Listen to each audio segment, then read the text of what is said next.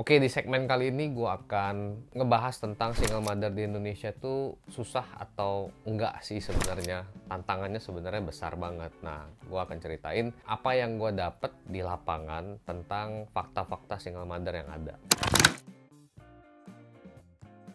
Jadi yang pertama, rata-rata usianya di bawah 30 yang gue ketemu ya. Dan kalau gue tanya, kenapa lu jadi single mother? Ya karena ngerasa nggak cocok aja sama lakinya, satu. Atau yang kedua, dia memang ya udah gue pengen jadi single mother aja. Kalau misalnya nggak mau sama gue pun nggak masalah gitu loh. Jadi dia punya anak tapi nggak mau married sama cowok tersebut. Terus yang gue ketemuin juga mereka rata-rata masih oke lah ya, maksudnya masih oke itu orang tua mereka masih ada, jadi ada yang bisa bantuin dia.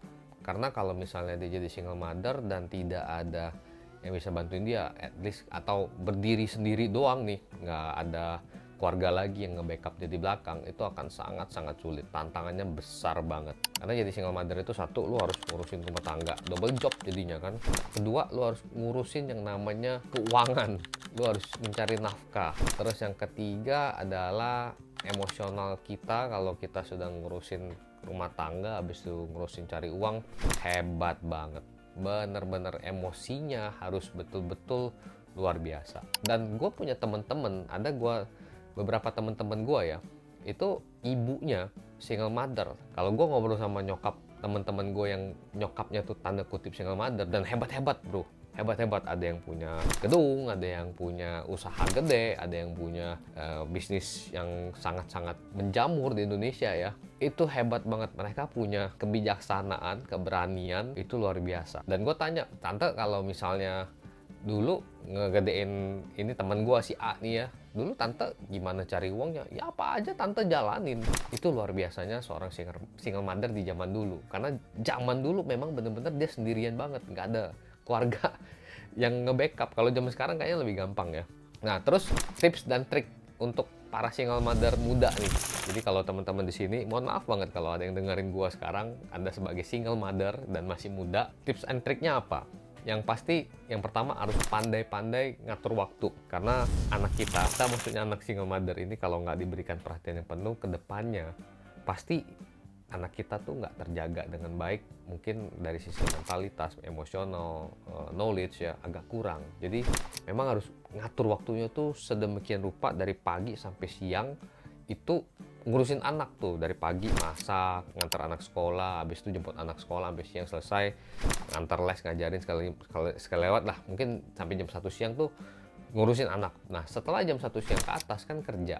Nah pertanyaannya, kalau misalnya kerja itu ya biasanya kalau single mother kerja full time, dia kerja kantoran, harus nitip anaknya ke orang tuanya. Enak kalau ada orang tua, kalau nggak ada taruh di tempat penitipan anak. Ada tuh yang taruh di penitipan anak, habis itu anaknya kenapa-napa tanda kutip ya. Ya atur waktu itu penting banget. Jadi sebisa mungkin ngatur waktu, cari rutinitas yang bener-bener bikin kita bisa dekat sama anak dan juga bisa dekat sama uang. Harus dua-duanya nih. Terus yang kedua adalah nyari sebuah bisnis atau peluang yang seperti apa. Kalau menurut gua kerja apakah bagus? Bagus juga, karena ya bagaimanapun kan harus dapat nafkah. Tapi apakah ada kerja part time yang bisa membantu single mother ini bisa dapat satu uang yang cukup ya, bukan hanya untuk dirinya sendiri tapi untuk anaknya dan masa depan anaknya ya. Karena rata-rata gue tanya single mother yang gue kenal itu dia bukan mikirin buat dia lagi, dia mikirin buat anaknya. Ntar anaknya mau sekolah di mana, mau kuliah di mana, terus kerjanya seperti apa, dia udah mikirin tuh. Single mother zaman sekarang itu begitu tuh. Kalau ditanya ke gue, jawabannya ada. Gue ada sebuah revolusi finansial di bidang digital juga, yang dimana kamu sebagai single mother pun, satu, bisa dapetin penghasilan, bisa dapetin income. Kedua, atur waktu kalian tuh segampang mungkin, sefleksibel mungkin, senyaman mungkin untuk dapetin income tersebut. Yang ketiga, barangnya nggak usah di stok tapi dibutuhkan sama semua orang, dan kalian nggak perlu nawarin untuk menjual barang tersebut. Ini yang gue lakukan ya. 10 orang yang gue tawarkan produk saya, 9 orang terima, 1 orang nolak. Nolak pun saya nggak ngerti kenapa. Aneh. Karena 10-10-nya yang saya tawarkan, 9 orang ini ngomong bagus. Semuanya ngomong bagus, yang satu ini doang. Karena saya nggak jualan, saya cuman berbagi, saya cuman sharing. Nah ini buat single mother mungkin satu breakthrough, resolusi atau revolusi yang nggak pernah kalian dengar, mungkin aneh ya. Gue sendiri pun awalnya mikir ini aneh banget, kok bisa kayak gini ya. Hari ini gue bikin video ini bukan untuk saya sendiri, tapi untuk semua orang. Yang pertama, karena orang-orang juga pasti akan sangat butuh sama produk yang akan kalian tawarkan. Yang kedua, ini bisa jadi solusi, peluang usaha, peluang bisnis yang bisa kalian kerjakan dimanapun, kapanpun sambil jaga anak.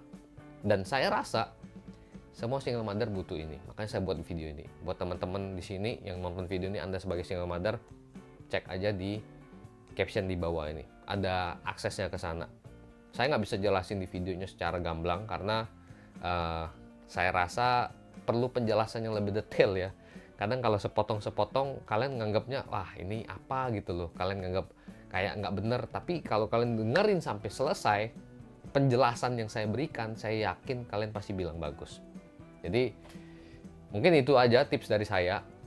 Lebih kurang kita ketemu lagi di bawah ya. Thank you.